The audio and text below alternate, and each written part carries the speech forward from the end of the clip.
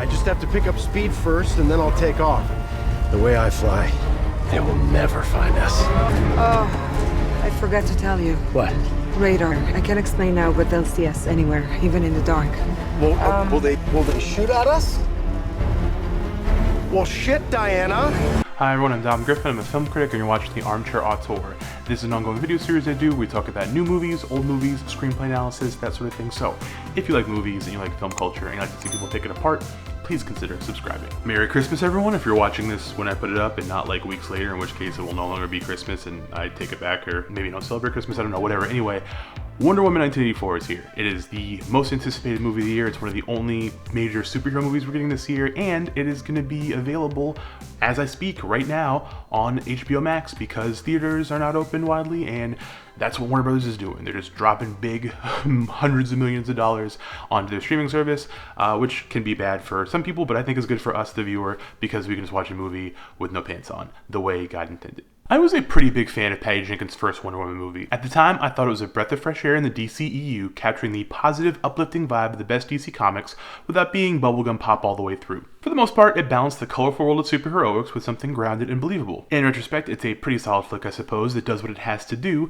and the charming chemistry between Gal Gadot and Chris Pine sort of overpowers how absolutely terrible the third act is. I'm gonna keep this review spoiler-free, not that this movie has a plot that is like easy to spoil or there's some big twists or reveals or anything like that. It's actually very straightforward, but just because I know people kind of hate spoilers for big movies like this. That said, I will freely admit that I think that Wonder Woman 1984 is definitely a better movie than the first Wonder Woman, but I don't think it is a drastic enough improvement to make it feel like something really special. In the most improved department, I think Hans Zimmer's score trounces the music from the first film, and the overall palette of the film's visuals is eye-catching and fun to behold, even if at times they go way overboard to sell you that this is in fact a movie set in the 1980s. I kind of went in with low expectations, and honestly, I found myself very pleasantly surprised. But I'm getting a little bit ahead of myself, so we will start with the film's basic premise, and I won't spoil anything that like you couldn't infer just from the trailer alone. It's been decades since Diana's time in the Great War and the tragic loss of her old flame Chris Pine, Steve Trevor. In that time, she's been, well, we actually have no idea what she's been up to, really. The movie completely sidesteps Diana's past and how much she misses the mascara, instead focus on the self-imposed isolate life she leads working at the Smithsonian in DC, but having no friends, no lovers, and apparently no real hobbies outside of her day job and running around fucking up jewelry store robbers with a lasso. All the while keeping a low profile so as to avoid security cameras and the like. But this strained life of solitude is first permeated by a friendship she forges with coworker Barbara Minerva, played by Kristen Wiig, then again when an ancient artifact they come into contact with begins granting people's wishes, Diana's and Barbara's among them, before falling into the hands of Max Lord, a corporate conman played by Pedro Pascal obsessed with amassing fame and fortune. So rather than being about a standard supervillain or ancient gods from Diana's past, the film is a giant action version of the average monkey's paw narrative, taking cursed genie story structure and trying to repurpose it into fodder for superhero stuff, and also a thematic commentary on capitalist greed and the current age of post-truth. This is above all else a movie that takes some giant fucking swings, trying to thread the difficult needle of one-upping the original film in terms of flair, while also finding some emotional resonance in its exploration of topical ideas. The problem is that the script, while, largely coherent,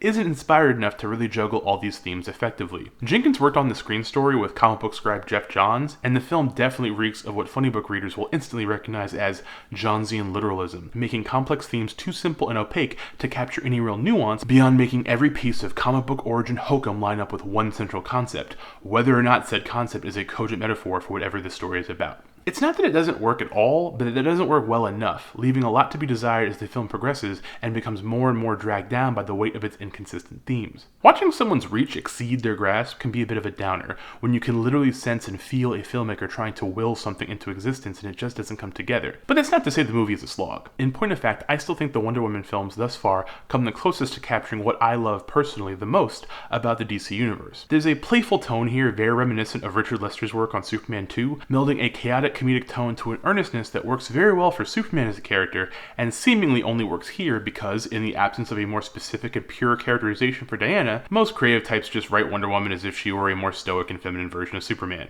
I was very worried the film's conclusion would echo some of Greg Rucka's more questionable work on the character in the build-up to Infinite Crisis, but instead, it genuinely feels like a messy simulacrum of an ending ripped out of a Grant Morrison Superman story.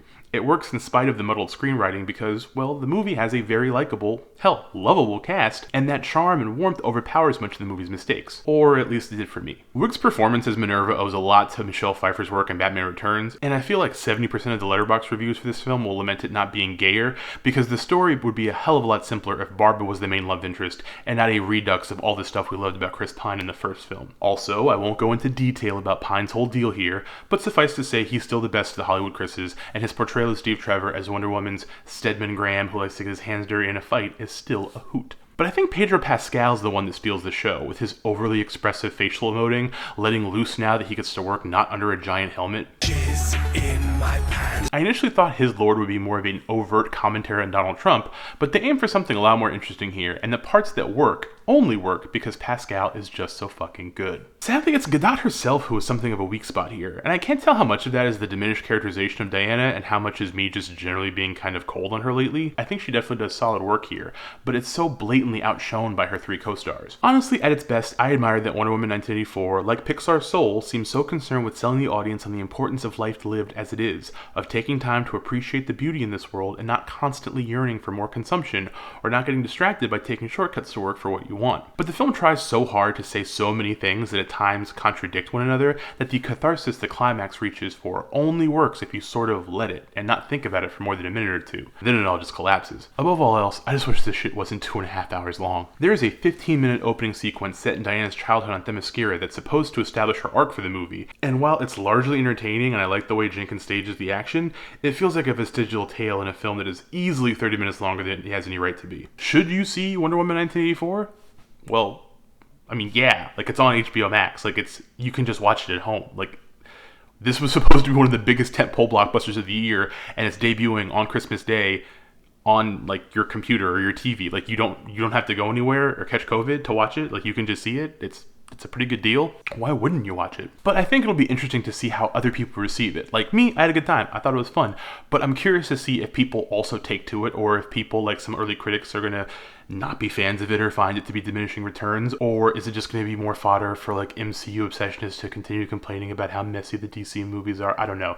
Me personally, I'd appreciate more superhero movies like this, but you know, like better, rather than just more of the MCU stuff that like it just feels all the same to me. Like, this is not perfect. It definitely has severe flaws that I think do matter, but I had a good time watching it, and like when it was over, I didn't feel like insulted or angry or like annoyed. I thought, this is pretty fun. But of course, your mileage may vary. Wonder Woman 1984, as I've said, is available on HBO Max now. It's 2.5 hours long. That part sucks, but I mean, the rest of it is, I think, pretty good. There's like a fun cameo and stuff. Like, it's cute. It's fun. It's cute. I think it's cute.